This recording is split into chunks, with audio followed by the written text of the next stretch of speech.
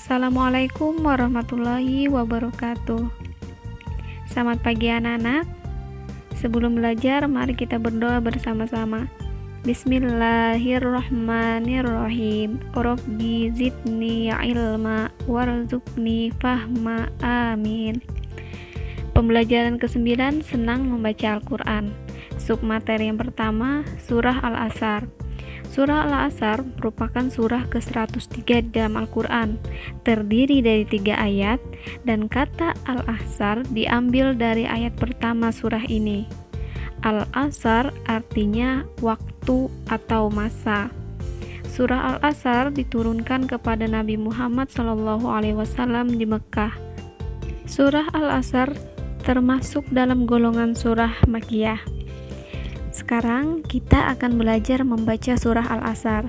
Ibu akan membacakan surah Al-Asr. Kalian simak baik-baik ya. A'udzu billahi minasyaitonir rajim.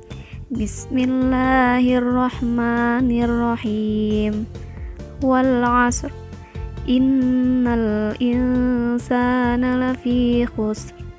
Illal ladzina amanu wa 'amilus solihati wa tawasaw bil haqq wa tawasaw bis sabr. Shadaqallahul azim.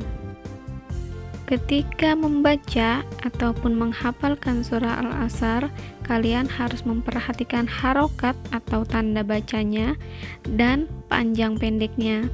Kemudian, bagaimana cara menghafalkan surah Al-Asr? Kalian bisa memulainya dari ayat yang pertama. Dibaca berulang-ulang sampai ayat pertama tersebut hafal. Kemudian, setelah ayat pertama hafal, dilanjutkan dengan dibaca berulang-ulang ayat yang kedua. Begitu seterusnya.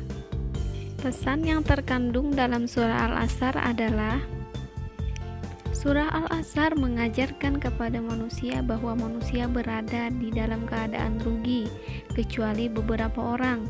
Di antara orang yang tidak merugi adalah orang yang beriman, orang yang suka mengerjakan kebajikan, orang yang saling menasehati tentang kebenaran, dan orang yang saling menasehati supaya tetap dalam kesabaran.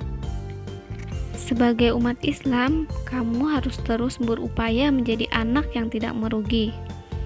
Upaya yang bisa kamu lakukan, contohnya, gunakan waktu untuk kegiatan yang bermanfaat, seperti beribadah, belajar, membaca, ataupun berbuat baik. Anak yang memanfaatkan waktu segera mengerjakan tugas atau pekerjaannya, hasil yang didapat pun baik, karena dikerjakan dengan lebih teliti dan cukup waktu. Sedangkan anak yang tidak memanfaatkan waktu akan menunda tugas atau pekerjaannya. Hasil yang didapat pun tidak baik karena dikerjakan dengan terburu-buru dan tidak cukup waktu. Contoh yang kedua, membantu teman. Membantu teman tidak harus memberikan uang ataupun barang. Bantuan bisa juga berupa jasa, seperti membantu pekerjaan dan memberi nasihat. Menasihati teman agar tidak berputus asa, menasihati teman agar rajin belajar, menasihati teman agar tidak membuang sampah sembarangan, semuanya itu merupakan perilaku terpuji. Setelah mempelajari pesan yang terkandung dalam surah Al-Asr, Ibu harap kalian menjadi seseorang yang suka beramal soleh, karena orang yang beramal soleh tidak akan merugi. Dan menjadi seseorang yang pandai memanfaatkan waktu dengan baik, serta senantiasa melakukan aktivitas sehari-hari dengan tertib dan teratur. Demikian pembelajaran pada hari ini, kita akhiri dengan kata hamdalah.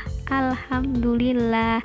Assalamualaikum warahmatullahi wabarakatuh.